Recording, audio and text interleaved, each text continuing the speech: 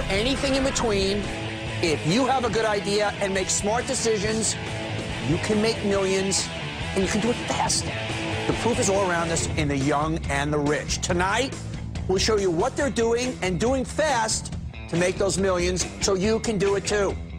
Take Ryan Blair. He's founded 6 successful companies, and he's only 30 years old.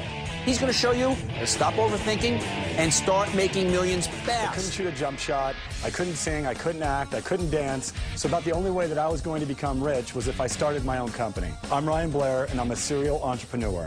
I've started 6 multi-million-dollar companies by the time I was 30 years old. 24/7 Tech, multi-million-dollar business. Sky Pipeline, $25 million business. PathConnect.com, soon to be a billion-dollar business. Visalis Sciences, $100 million company.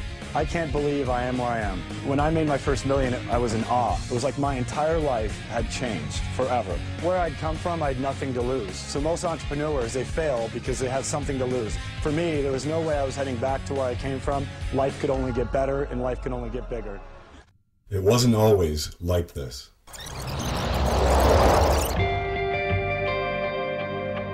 What does the middle class have that the poor kids don't? My dad was an engineer. You know, he had a $100,000 a year job. We had everything. I had all kinds of fun stuff. You know, I had new clothes come school year. I had a go-kart. I had bicycles. I was a privileged kid. The next thing you know, all that was stripped from me. My dad got addicted to drugs, and we lost our house, we lost our cars, we lost the stuff. So I knew what it was like to lose it all and go from the middle class to poverty.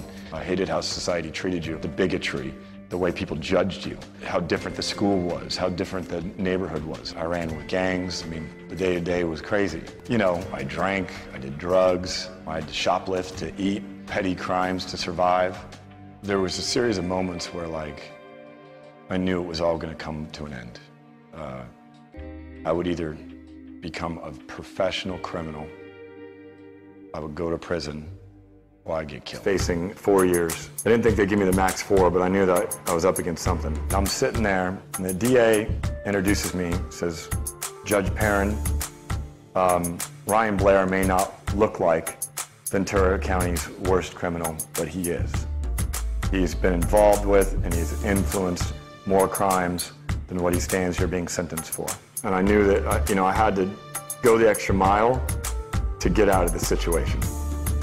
And the only hope that I had was that I influence him before he cast his sentence. And the only way that I could do that was to write him a letter. And I remember sitting there, writing it, throwing it away, writing it, throwing it away. I put everything I had into this letter. I told him I'm sorry, you know, that I acted out of anger, that I shouldn't have done what I did. He read the letter, and then he said, young man, you should be writing in college, not in prison.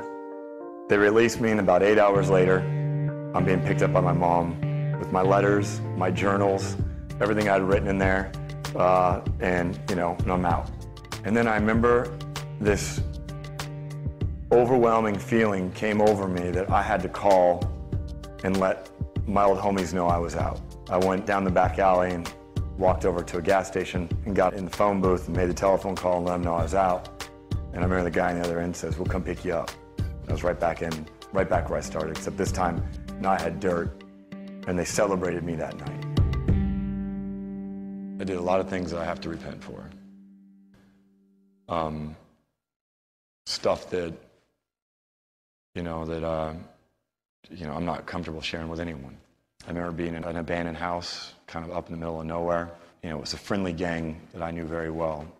And I went into the house, and we're all playing cards, and all of a sudden, just like this dark gloom comes over it, you know, and I felt like just this evil force just comes over it. And these guys come in, and they're there to take me out.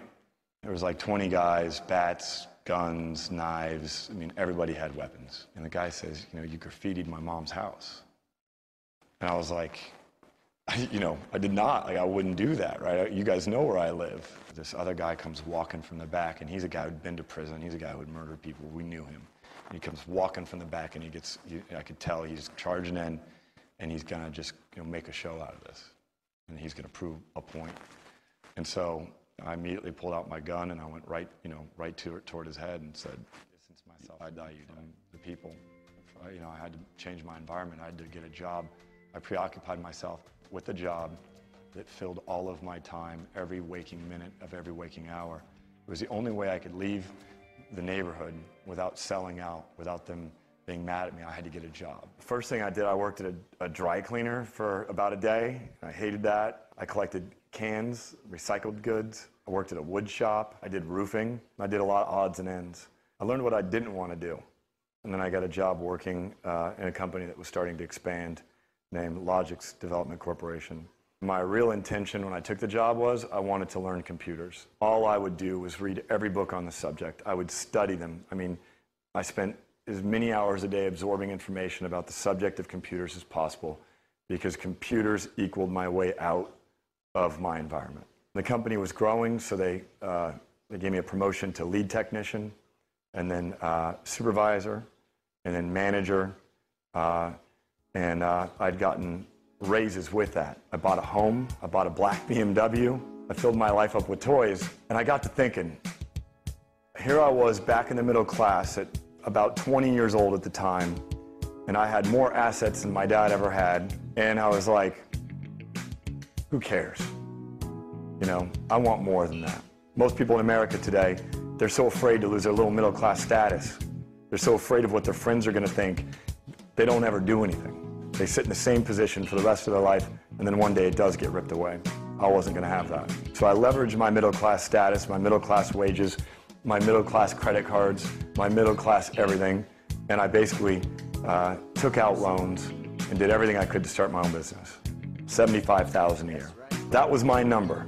That was my goal. And you know, it took me about a good year till I hit that number. And then when I hit that number, I said, what about $750,000? It took me a couple of years until I hit that number. You know, then it was, what about $7.5 million? And eventually I hit that number. And then it was about $70 million. And eventually hit that number. And now it's about $700 million. And eventually I'll hit that one. Will to win. Any business, entrepreneurship's about having a will in you, a will to win. 1, I'm tired. 2, I was on a red eye. 3, my son gave me a cold. 4, my mother's in critical condition. There's a million things that I'm not happy about going on in my physical energy. You know, I got stress on me, I got a deal closing, I got a book launch, I got the biggest event of you know, my company, I got a mobile company I'm rolling out that's a big opportunity for me. You know, you take all that stuff and you say, wow, you know, that guy's got a lot of stress, or, you know, he's sick, or whatever it is. It's about your will. The show must go on, and you know, when you have a commitment and you have a goal and you want to win, it's really about a will to win.